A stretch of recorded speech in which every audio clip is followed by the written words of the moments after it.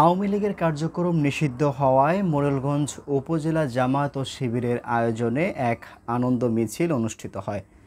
এ সময় বক্তারা বলেন, কেবল আওয়ামী লীগের কার্যক্রম নিষিদ্ধ করলেই চলবে না, শেখ হাসিনার সরকার থাকাকালীন যারা গণহত্যা চালিয়েছে বা গণহত্যা চালাতে সহযোগিতা করেছে তাদেরকেও বিচারের আওতায় আনতে হবে। দেশের আর কোনো সরকারকে ভারতের প্রেসক্রিপশনে চলতে দেওয়া যাবে না বলে জানান বক্তারা। শাহবাগ থেকে আল্লামা দেলোয়ার হোসেন সাইদিন কামরুজ্জামানের ফাঁসির রায় কার্যকর করেছিলেন। আজকের সময়ের ব্যবধানে সেই শাহবাগ থেকেই আপনাদের দলের কবর রচনা হয়েছে।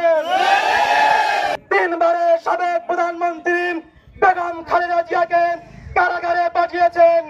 আজকের এই আওয়ামী লীগের বিরুদ্ধে আমাদের সকলকে সকল ভেদাভেদ মুক্ত করে কাঁধে কাঁধ মিলিয়ে আওয়ামী লীগের বিরুদ্ধে ঐক্যবদ্ধ হতে হবে। সংগ্রামী